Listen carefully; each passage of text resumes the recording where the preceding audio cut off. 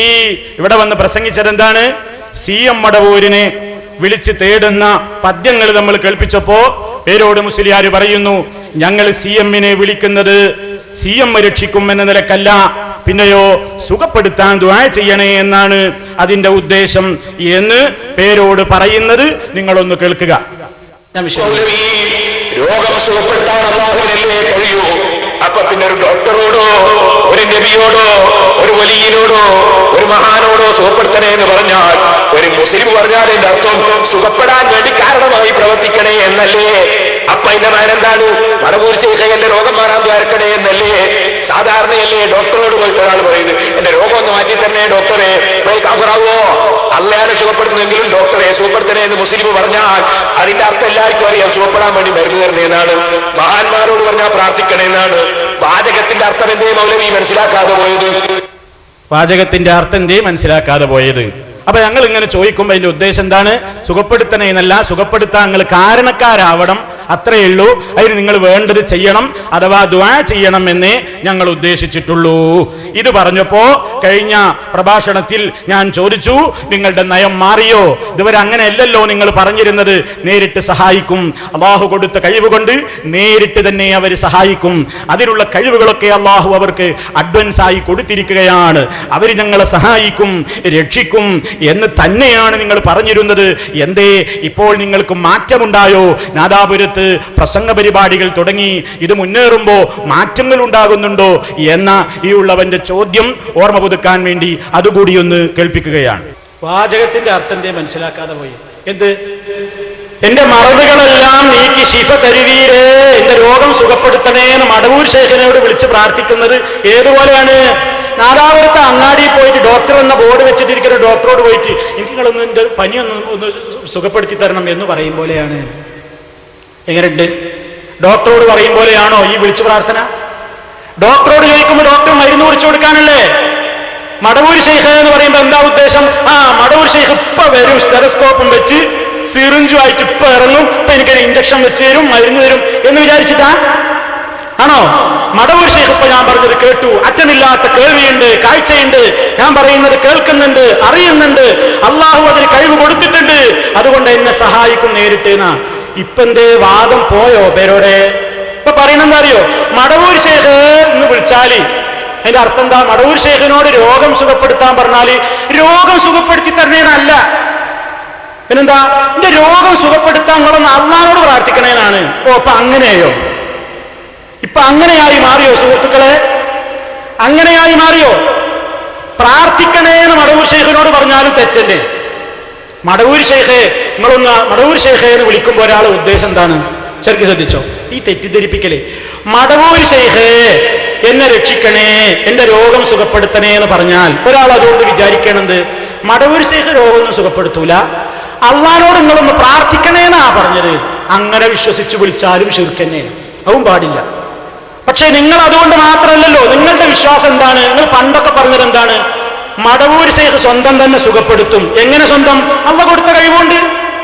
അള്ളാഹു കൊടുത്ത കഴിവുകൊണ്ട് മടവൂർ ശൈഖ് രോഗം സുഖപ്പെടുത്തും എന്ന നിലയ്ക്ക്. ഇപ്പൊ അതൊക്കെ പോയി, മാറ്റമുണ്ടില്ലേ നാദാപുരം കൊണ്ട് അല്ലേ? ഇപ്പൊ പോയിട്ട് എന്താ പറയുന്നത് അറിയോ? അവർ നേരിട്ട് സഹായിക്കുമെന്നൊന്നും അതിന് അർത്ഥമല്ല മൗലവി. പിന്നെന്താ അർത്ഥം? പ്രാർത്ഥിക്കണേന്നാണ്. മടവൂർ ശൈഖ് എനിക്ക് ശിഫ തരണേന്നല്ല, എന്റെ രോഗം ശിഫയാകാൻ ഒന്ന് പ്രാർത്ഥിക്കണേന്നാണ്. ആർക്കും മനസ്സിലാവൂലേ? അങ്ങനെയല്ല, മടവൂർ ശൈഖിനെ നേരിട്ടല്ല വിളിക്കുന്നത്. ഇവരുടെ ഏത് പ്രാർത്ഥനയിലും, അള്ളാഹു അല്ലാത്തവരോടുള്ള ഏത് പ്രാർത്ഥനയിലും ഇവരെന്താ പറയുന്നത്?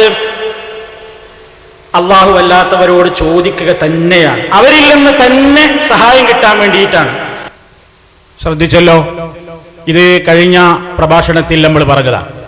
ഈ കാര്യം നിഷ്പക്ഷരായ ശ്രോതാക്കളിൽ സ്വാധീനിക്കും എന്ന് മനസ്സിലാക്കിയ പേരോട് മുസ്ലിയാർ ഇനി നടത്തുന്ന ഒരു ശ്രമമാണ് നിങ്ങളുടെ മുമ്പാകെ കാണിക്കാൻ പോകുന്നത്. എന്താണ് പേരോട് ചെയ്തത്? ഈ കൃത്യമായ വിവരണം അങ്ങ് കേട്ടപ്പോ പേരോട് ഇനി എന്താ ചെയ്യുന്നത്? സ്ഥിരം പരിപാടി അട്ടിമറി നടത്തുകയാണ്. എന്നിട്ട് ഇപ്പൊ അവസാനം തെറ്റിദ്ധരിപ്പിക്കണ കണ്ടോ? എന്താ തെറ്റിദ്ധരിപ്പിക്കുന്നത് അറിയോ? സലഫി ഇവിടെ പറഞ്ഞതെന്താണ്? മഹാത്മാക്കളോട് ദുആ ചെയ്യാൻ പറഞ്ഞാലും ശിർക്ക് തന്നെയാണ് എന്നല്ലേ നിങ്ങൾ ഇപ്പോൾ പറഞ്ഞത്? ശരിക്കും ശ്രദ്ധിച്ചോളണം, ഞാനിവിടെ പറഞ്ഞത് അതാണോ? ഒരു ജീവിച്ചിരിക്കുന്ന മഹാത്മാവിനോട്, ഒരു വ്യക്തിയോട് അദ്ദേഹത്തെ സമീപിച്ചുകൊണ്ട് നിങ്ങൾ എനിക്ക് വേണ്ടി ദുആ ചെയ്യണം എന്ന് അദ്ദേഹത്തോട് ദുആ കൊണ്ട് വസിയത്ത് പറയുന്നത് നമ്മുടെ ചർച്ചയിലേക്ക് അന്ന് കടന്നു വന്നിട്ടില്ല. ആ വിഷയമേ അല്ലല്ലോ പറഞ്ഞത്.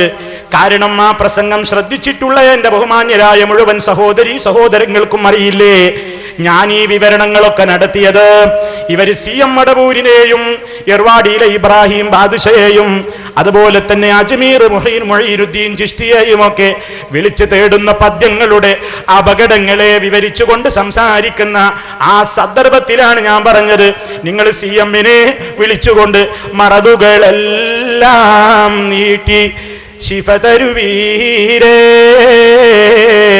എന്ന് നിങ്ങൾ വിളിച്ചു തേടുമ്പോ അത് നിങ്ങൾ പ്രാർത്ഥിക്കണേ എന്നതാണ് CM മടവൂരിനോട് നിങ്ങൾ പറയുന്നതെങ്കിലും അതും തെറ്റ് തന്നെയാ, അതും ശിർക്ക് തന്നെയാണ് എന്നതാണ് ഞാൻ പറഞ്ഞത്.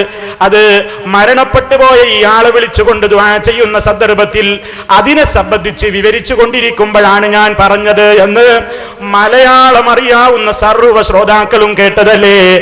എന്നിട്ട് എന്റെ വിവരണത്തിലെ ആ സന്ദർഭം ഇങ്ങ് മുറിച്ചെടുത്ത് കേൾപ്പിച്ചിട്ട് പേരോട് തെറ്റിദ്ധരിപ്പിക്കുന്നത് എന്തെന്നല്ലേ, പേരോട് പറയുകയാണ്, മൗലവി നിങ്ങളിപ്പോ എവിടെ എത്തി, ഏതാ നിങ്ങളുടെ മതം, മഹാത്മാക്കളോട് പ്രാർത്ഥിക്കണേ എന്നാവശ്യപ്പെടുന്നത് പോലും ശിർക്കല്ലേ എന്നല്ലേ മൗലവി നിങ്ങളുടെ വാദം. ശ്രദ്ധിച്ചോ നിങ്ങൾ ഈ അട്ടിമറി. ജീവിച്ചിരിക്കുന്ന ഒരു വ്യക്തിയോട് പോയിട്ട് നമ്മൾ പറയുകയാണ്, എനിക്ക് സുഖമില്ല, നിങ്ങൾ രോഗശമനത്തിന് വേണ്ടി അള്ളാഹുവിനോടൊന്ന് ദുആ ചെയ്യണേ. ഒരു നബിയോടോ ഒരു സാലിഹിനോടോ ഒരു വലിയനോടോ നമ്മൾ അങ്ങനെ പോയി ജീവിതകാലത്ത് അങ്ങനെ ദുആ കൊണ്ട് വസിയത്ത് ചെയ്യുന്നത് തെറ്റാണെന്ന് ആരാണ് ഇവിടെ പറഞ്ഞത്? അതിനെ സംബന്ധിച്ച് ഞാൻ ശിർക്കെന്ന് പറഞ്ഞു എന്ന് വരുത്തി തീർക്കുകയാണ് പേരോട് ചെയ്തത്. എന്റെ വിവരണം നടന്നത് മരണപ്പെട്ടു പോയ CM മടവൂരിനോടും ഏർവാടിയിലെ ഇബ്രാഹിം ബാദുഷയോടും അജ്മീരിലെ ഖാജാ മൊഈനുദ്ദീൻ ചിശ്തിയോടുമൊക്കെ വിളിച്ചു തേടുന്നതിനെ സംബന്ധിച്ച് വിവരിക്കുന്ന വിവരണത്തിന്റെ ആ ഭാഗങ്ങളൊന്നും കേൾപ്പിക്കാതെ നടുക്ക് നിന്ന് മുറിച്ചെടുത്തുകൊണ്ട് നടത്തുന്ന ഈ സ്ഥിരം അട്ടിമറിയുടെ ഈ ശ്രമം എന്റെ ശ്രോതാക്കളൊന്ന് കൃത്യമായി പേരോടിലൂടെ തന്നെ കേട്ടോളൂ. അട്ടിമറി നിങ്ങൾക്ക് അപ്പബോധ്യമാകും.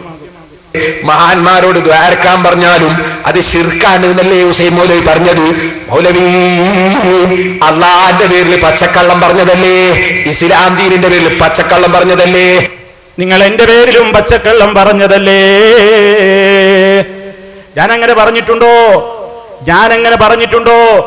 മഹാന്മാരോട് പോയിട്ട് ദുആ ചെയ്യണേ എന്ന് പറയുന്നത് അത് ശിർക്കെന്നല്ലേ ഹുസൈൻ മൗലവി പറഞ്ഞത്? ഞാൻ അങ്ങനെ പറഞ്ഞിട്ടില്ല. ഞാൻ പറഞ്ഞ സന്ദർഭം നിങ്ങൾ സന്ദർഭത്തിൽ നിന്ന് അടർത്തിയതാണ്. ജീവിച്ചിരിക്കുന്ന ഒരു മഹത്തുക്കളോട്, ഒരു മഹാത്മാവിനോട് പോയിട്ട് നിങ്ങൾ എനിക്ക് വേണ്ടി ഒന്ന് ദുആ ചെയ്യണേ എന്നാവശ്യപ്പെടുന്നത് ശിർക്കാണെന്ന് ഞാനിവിടെ പറഞ്ഞതായി നിങ്ങളെ കൊണ്ട് തെളിയിക്കാൻ സാധ്യമല്ല.